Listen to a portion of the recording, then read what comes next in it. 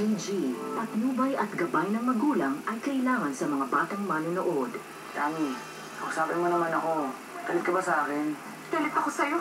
Umasa lang ako sa wala. Sakit. Kasi mahal kita.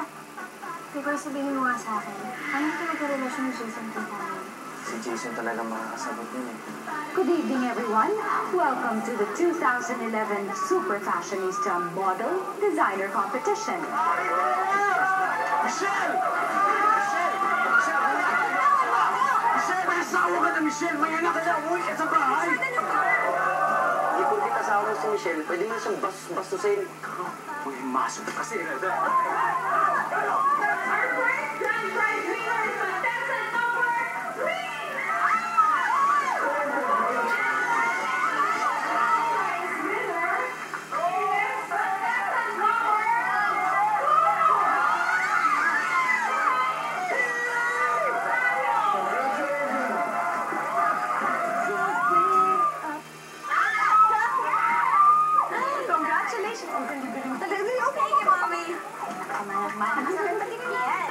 Ang galing-galing talaga ng anak ko.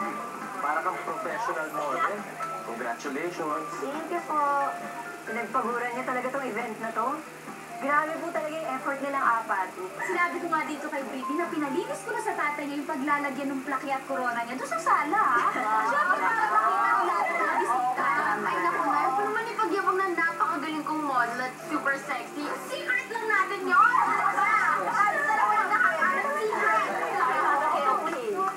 Sayang, hindi nakarating yung daddy mo. Naku, kung pumunta yun dito, proud na proud yun sa'yo. Siguro po okay na rin po hindi siya nakarating. Kasi ayaw rin po niya kasi akong pasabihin noong una eh. Dahil hindi ba ito ang contest pambarako? Kalokohan yon, anak. I'm proud of you. Kasi pinatunayan mo sa kanilang lahat na hindi mo kailangan maging bading para maging fashion designer.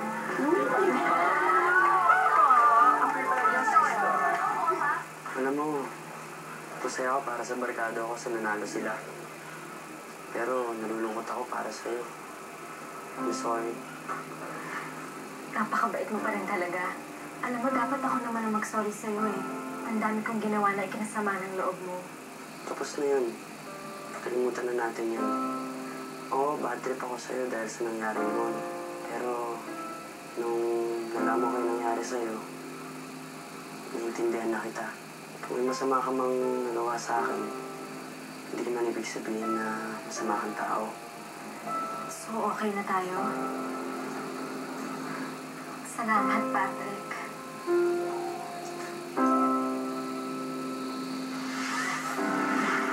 Pasensya ka na, baby, ha? Ginagawa ko naman ang best ko. Kaso natalo pa rin ang mommy. Tiis-tiis na muna tayo, ha?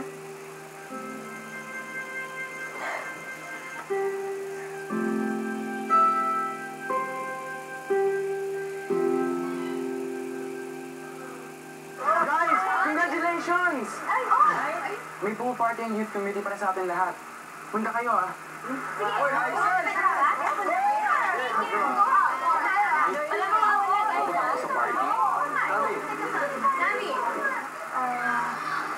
Hindi ko po sigurado eh. Girl! Ano ka ba? Tayo yung panalo tapos wala ka? Naku, oo nga. Yes, dito niyo nga po si Tami. Sige na. Mami. Oo nga, Tami. Pinaghirapan niyo tong event na to eh. Deserve niyo mag-enjoy. Ay, gusto mo samahan kita? Baka kasi sumama yung pakiramdam mo. Para at least mamaya may kasabay ka na pauwi sa bahay. Dad, okay lang kasama ko naman po si Ellie. Pero kung gusto niyo po sumama, okay lang. Eto namang si John. Paano mag-enjoy si Tami sa party kung may bodyguard siya? Party ng mga bagets. Para sa mama. Tita. Huwag kayong mag-alala. Sasamahan naman kami ni Ma'am eh. Ha? Oo nga! Okay. Sige. Sige, ako na ang magiging bodyguard nitong mga to. Tagal na rin ang panahon na tiniis ko, Richard. Maghiwalay na tayo. Baka pwede na natin pag-usapan to. Kahit anong gusto mo, usapan natin. Nagawa ko naman lahat ng makakaya ko para sa akin, Michelle. Kasi hindi na sapat lahat ng ginagawa mo. Kaya nga tinutulungan kita eh. Kaya lang kasi, Richard, ang kitid ng utak mo, hindi mo nakikita yung ginagawa ko para sa pamilya natin. Para sa anak natin. Alam mo ba kung gaano kasakit yung ginawa mong pamamahiya sa akin kanina sa contest? Sorry na. Hinako. Pangako ko siya, hindi na yung mahuhuli. Puro ka kasi sorry eh. Puro ka pangako. Alam mo, Richard, wala nang katutunguhan tong relasyon natin. Ako naman ang baby natin. Pagod na rin ako. Kung hindi ikaw ang aalis, kami ni baby ang aalis. Huwag. Dito lang kayo. Hindi ako nakalis.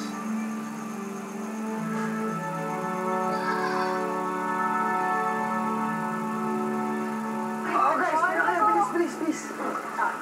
Ibig na naman. Siyempre, pag TV time, dapat kompleto barkada. Kaya naisipan namin kontakin yung nag-iisang kulang. So, everyone, Kuya James!